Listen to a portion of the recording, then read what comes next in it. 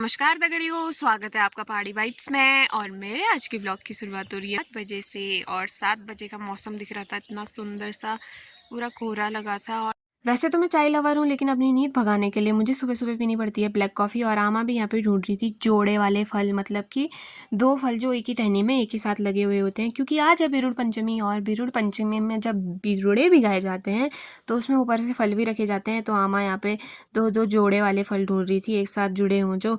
तो आमा तोड़ के ला गई थी यहाँ पे 5 फल। उसके बाद आमा नहा धो के आ गई थी मंदिर में। और हमारा मंदिर मिट्टी वाला है, तो आमा यहाँ पे सफाई कर रही थी और आमा की सफाई हो गई थी।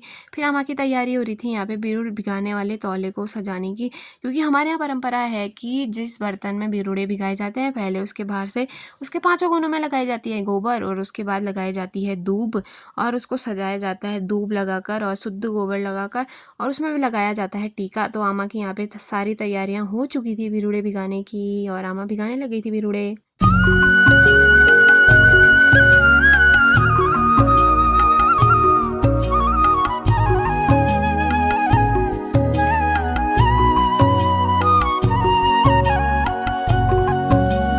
आमा ने बताई कुछ बातें। भिजोनान बिरुड़ान में 5 अनाज 5 फल हलनान। अनाज में घोगा कलूं गोत गुरूस 5 तीर बनोनान, 5 फल हलनान।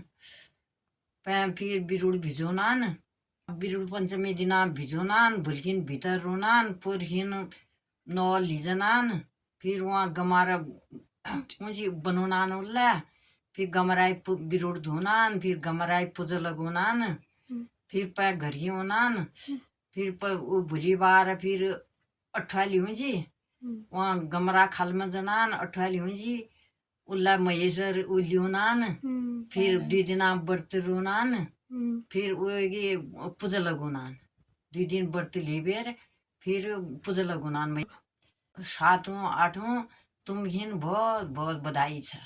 दगड़ियों, अभी तक आमा से आपने सुना कि हमारे यहाँ हमारे पहाड़ों में सातों आठों के त्यौहार को कैसे मनाया जाता है और इसमें क्या क्या चीज़ें की जाती हैं। और अब मैं आपको बताऊंगी कि इसकी सांस्कृतिक और धार्मिक मान्यताएं क्या क्या हैं। तो सबसे पहले सातों आठों के महोत्सव को सातों आठों का महोत्सव इसलिए कहा जाता है क्योंकि ये सप्तमी और अष्टमी के दिन मनाए जाने वाला त्यौहार है।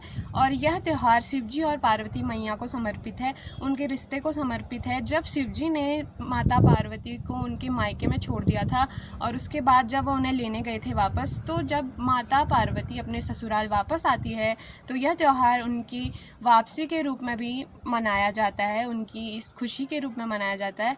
तो उम्मीद करती हूँ आपको ये वीडियो पसंद आएगी और ऐसे ही हमारी संस्कृति, रहन सहन और खान पान से जुड़ी वीडियोस को देखने के लिए आप बने रहिए पहाड़ी वाइब्स के साथ।